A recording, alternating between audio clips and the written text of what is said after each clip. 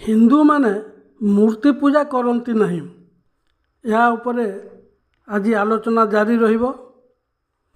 ହିନ୍ଦୁମାନେ କୁହନ୍ତି ଆମକୁ କୌଣସି ନିର୍ଦ୍ଦିଷ୍ଟ ଧାର୍ମିକ ବିଶ୍ୱାସ ରଖିବାର ଆବଶ୍ୟକତା ନାହିଁ। ଅସଲ କଥା ହେଉଛି ଈଶ୍ୱର ପ୍ରାପ୍ତିର ସରଳ ପ୍ରଣାଳୀ ଜାଣିବା। ଏପରି ଗୋଟିଏ ସ୍ଥିତି ବା ସ୍ତର ରହିଛି ଯେଉଁଠି ପହଞ୍ଚିଲେ ଆଉ କିଛି ଜାଣିବା ଶୁଣିବା କରିବାର ବାକି ରହେ ନାହିଁ। ସବୁ କିଛିର ଅଭିଜ୍ଞତା ମିଳିଯାଏ। ଲୋକମାନେ ନିଜ ଅଭିଜ୍ଞତା ମାଧ୍ୟମରେ ସତ୍ୟ ବା ଈଶ୍ୱରଙ୍କୁ ଜାଣିଲେ ଧର୍ମାନ୍ଧତା ଆଉ ରହିବ ନାହିଁ। ଭାରତର ଯୋଗୀ ଋଷିମାନେ ଆତ୍ମସାକ୍ଷାତ ବା ଈଶ୍ୱର ପ୍ରାପ୍ତ ହୋଇଛନ୍ତି। ବିକାଶର ପ୍ରତ୍ୟେକ ଦିଗରେ ଭାରତ ଅନ୍ୟ ଦେଶ ଓ ଜାତି ଠାରୁ ପ୍ରାୟ ଆଗୁଆ ଥିଲା। ଭାରତୀୟ ସଂସ୍କୃତି ମିଶରୀୟ ସଂସ୍କୃତି ଅପେକ୍ଷା ଅଧିକ ପ୍ରାଚୀନ ବୋଲି ଗବେଷଣାରୁ ଜଣାପଡ଼ିଛି। ପୁରାଣ ଯୁଗରୁ ଭାରତର ଲୋକମାନେ ମନ୍ଦିର ପୂଜା ସାମୂହିକ ଭାବରେ କରୁଥିବା ବେଳେ ଆଧ୍ୟାତ୍ମିକ ଗୁରୁମାନେ ଏକାନ୍ତ ସ୍ଥାନରେ ଆଶ୍ରମ ଗଢ଼ି ରହୁଥିଲେ। ସେମାନେ ଧାର୍ମିକ ନାମ କିମ୍ବା ରୂପ ଦ୍ୱାରା ଚିହ୍ନିତ ହେବାକୁ ପସନ୍ଦ କରୁନଥିଲେ। ହିନ୍ଦୁମାନେ କୁହନ୍ତି ତୁମକୁ କୌଣସି ନିର୍ଦ୍ଦିଷ୍ଟ ଧାର୍ମିକ ବିଶ୍ୱାସ ପ୍ରକାଶ କରିବାର ଆବଶ୍ୟକତା ନାହିଁ।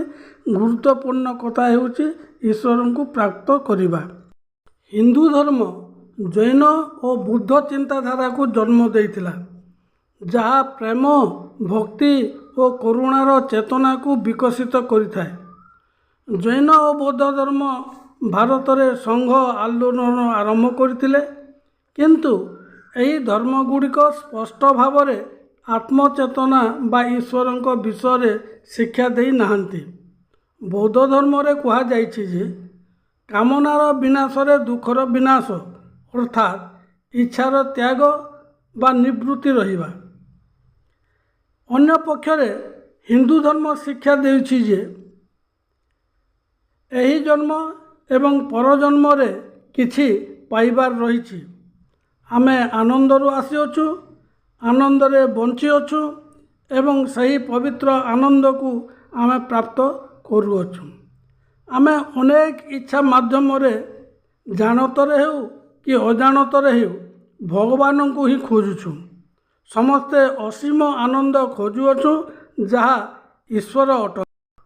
ଅଧିକାଂଶ ଲୋକ ବିଚାର କରନ୍ତି ଯେ ହିନ୍ଦୁମାନେ ମୂର୍ତ୍ତି ପୂଜା କରନ୍ତି, କିନ୍ତୁ ଏହା ପ୍ରକୃତରେ ସତ୍ୟ ନୁହେଁ। ହିନ୍ଦୁମାନେ ନିଜ ମୂର୍ତ୍ତିର ଅର୍ଥ ଯାହା ତାହାକୁ ହିଁ ପୂଜା କରିଥାନ୍ତି। ମୂର୍ତ୍ତି ଆମକୁ ସେହି ଆଦର୍ଶ ବା ଆଧ୍ୟାତ୍ମିକ ଗୁଣକୁ ମନେ ପକାଇବା ଉଚିତ, ଯାହା ପ୍ରତୀକ କରିଥାଏ।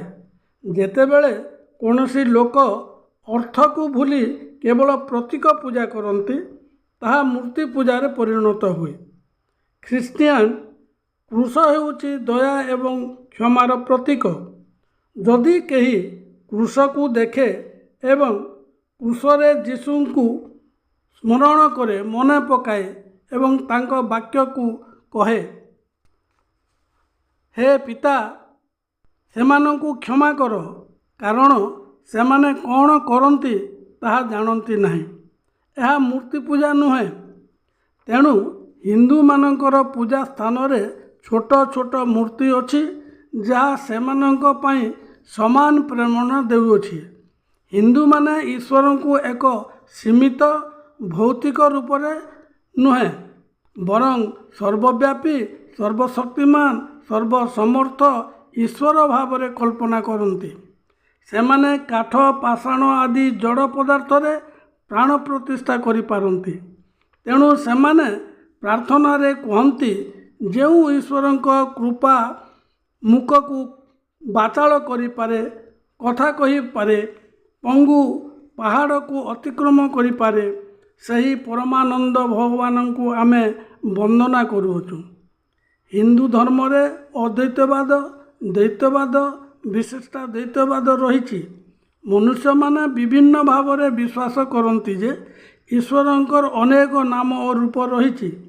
କିଛି ଲୋକ କେବଳ ଏକମାତ୍ର ଈଶ୍ୱର ଅଟନ୍ତି ବୋଲି ବିଶ୍ୱାସ କରୁଥିବା ବେଳେ ଆଉ କିଛି ଲୋକ ईश्वर एवं प्रकृति बा पदार्थ पृथक बोली विचार करते, किंतु सर्वेश्वरवादी विश्वास प्रायतः ठीक बोली मन हुए, कारण यह शिक्षा दिए जे ईश्वर सबुकिछि अटंती, पदार्थ एवं ईश्वर मूलतः एक अटंती, जेपरि तरंग एवं समुद्र मध्य किछि पार्थक्य न थाए।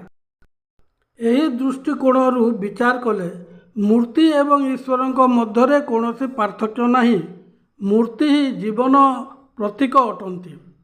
तेणु हिंदू योगी ऋषि मुनि और भक्त माने जड़ को जीवन मन करती, सर्वत्र ईश्वरंकर सत्ता अनुभव करती। यार ज्वलंत प्रमाण अनेक स्थान रे रही। तार दृष्टांत स्वरूप स्तंभरू भगवान नरसिंहकर आविर्भाव हेबा, रामकृष्ण परमहंसंकर मूर्ति रे काली मातांकर दर्शन करिबा, राधा श्रीकृष्णଙ୍କ मूर्ति रे लीन हेबा इत्यादि अनेक प्रमाण रही। हिंदू धर्म आउ कौन कौन आमको शिक्षा दिए ताहा परवर्ती वीडियो रे आलोचना करा जिवो।